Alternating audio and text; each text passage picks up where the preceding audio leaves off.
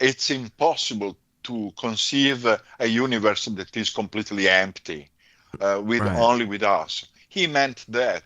He didn't mean, absolutely, he didn't mean they are real because they are here. He Hmm. didn't mean that.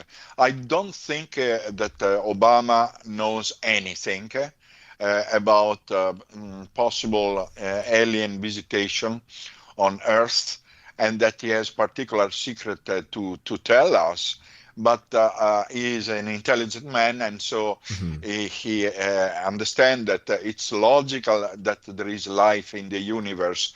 But he didn't mean that there is life, alien life on Earth.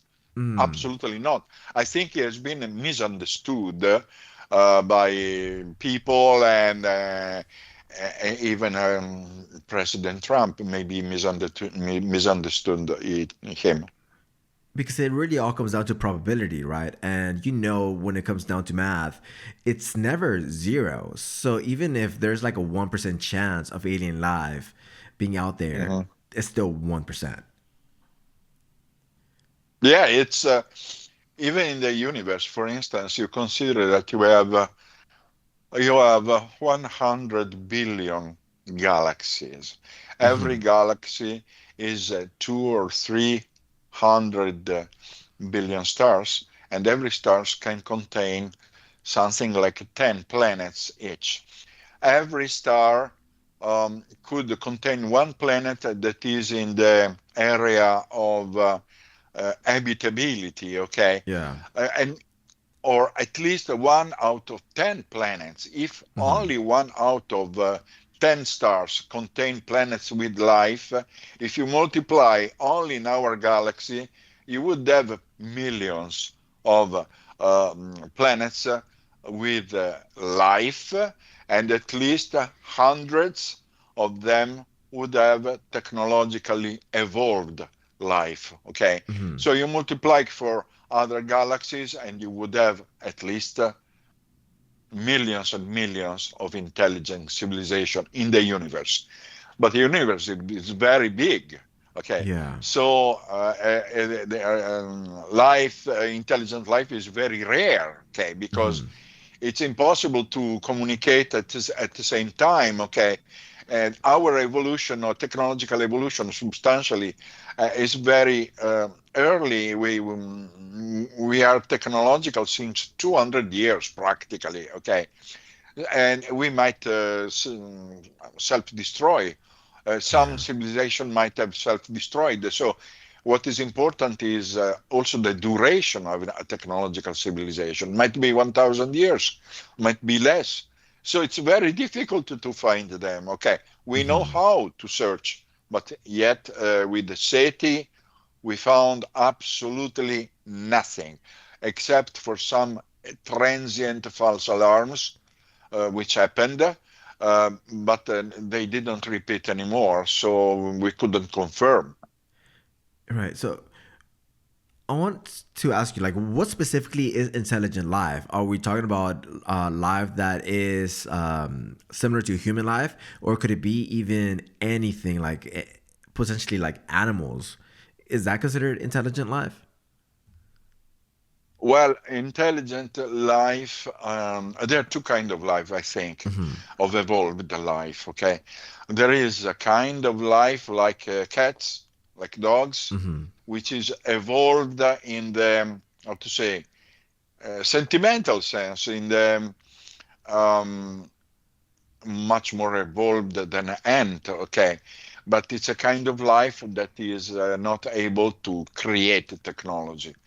But when Hmm. life is able to create technology, namely, it can be able to manipulate the reality that you have around using procedures, using device, we can enable to solve problems. That is an intelligent form, and not necessarily is like us. It could be totally different, not even biological. It could be, Right. there are theories that life could be based not on carbon, like in our case, but on silicon, for instance. And then there is even more exotic theory. that life could be based on plasma, for instance. Mm. It's much more recent. What is important is that these intelligence are able to manipulate space and time and matter and energy in order to do things. When they are able to do that, these are an intelligent civilization. Okay, so it's basically a life that could pose threats to Earth in a way. Potentially, yes, because being very intelligent, being very developed, doesn't mean necessarily that you are evolved also from the ethical point of view. It Right. could be that it's a mechanical thing, a mechanical evolution, but inside you have nothing. Practically, you are a predator, and Hmm. this is very possible. There are in animals that are very efficient, and they have no principles, and it's possible that some of these beings are just predators, Hmm. and we have to be prepared, and that's why it's very important to understand what is flying over our heads Yeah. in order to keep the military ready, Uh-huh. because we might need to defend ourselves, but it might be not. It might be an evolved, ethically civilization too. Then there are other kind of intelligent civilization that could be devoted not to technology, Yeah. but to how to say, to poetry, for to music. Yeah. Something like the ancient, not even Romans, I would say, during the Middle Age, okay, but not able to manipulate reality, even if with elementary things, okay. So, how do we even protect ourselves from really advanced technology that we don't even understand? Now, there may be people in the government or people that are studying this specifically that understands it. But even if they understand what we're facing, how do we even protect ourselves from something that we don't have the technological capabilities to defend ourselves from? Well, I tell you one thing, and that I am studying now, and I had a peer review technical paper that was accepted. It will be published in 2 months about on Journal of UAP Studies, which is an Hmm. academic organization. In that thing, I studied the cases, the many cases of UAPs that are very luminous in the sky, especially seen at night. The origin of that luminosity is not a illumination system. It would be stupid, okay? But Yeah. it's just plasma, okay? How can be a plasma be so self-contained? The only way to contain a plasma in that way is a very strong magnetic field, something that goes from 1 Tesla up to 100 Tesla or even 1000 Tesla. So Uh huh. enormous container. It's a magnetic cage that is keeping a plasma, and the plasma can be used as a thruster substantially. Okay, but that plasma has also, according to our calculation, our models, because we can make theoretical mathematical models, Hmm. that plasma plus magnetic field has also the capability to render this object momentarily stealth, so invisible for some time to radar, and potentially like a shield against we shooting at them. In the sense that if we shoot a projectile, a bullet, very powerful, explosive, this sheet, plasma sheet, could obliterate that ball. So Hmm. there is the movie Independence Day, which is a little childish, uh, Right. shows anyway something that can be very possible. Okay, we shoot, nothing happens to them. Okay, so Hmm. what is important is to compare the thermal pressure and the kinetic pressure Hmm. with the magnetic pressure. If the magnetic pressure of the shield is greater then the kinetic and the thermal, then the bullet doesn't pass. So we need Mm-hmm. a very strong kinetic energy, like the 30 millimeter bullets, grenades of A-10 Right. fighter, like you have. In Mm-hmm. that case, it can penetrate, or you need a big quantity of energy that you can obtain only with the nuclear explosion. So Uh, we have to find out a way that to concentrate all the energy of our weapon in a very specific small part. And I uh-huh. don't think we have it. Or maybe we have, but we do not have the way to make it explode. For instance, if we launch a missile, Yeah. okay, the missile explodes when it's in proximity of the target, but the shock wave probably is not sufficient to hit the target. Maybe it Mm-hmm. moves the target, but it's not sufficient. So we have to think about something more powerful. And I believe that military aerospace engineers are thinking about this. I also have been thinking about that. Mm-hmm. So I wanted to ask, so do you even give any weight to the US and having the what's it called? The Space Force? Like, do you even give any weight towards that, or do you think it's just optics? No, no, it's real, but I don't think that they people would think, oh, they have the death ray. That I do not think they have that. I think they're monitoring satellites in space. For instance, Mm-hmm. there are military satellites from China, from Russia, and from other nations that they want to check because they Mm-hmm. monitor the Western world. And so, but I don't think they are using, you know, astronauts with death rays or something like that. Even if, yes, direct energy weapons is experimentally a reality in the sense that we can use very powerful lasers. For instance, lasers are starting slowly to enter into service Mm-hmm. in the Navy and in the Army, okay? And also microwave beam weapons that send microwave beams that are Mm-hmm. able to burn electric circuits, and also other weapons using ultrasound and very long wavelength radio bands, and also high energy particles.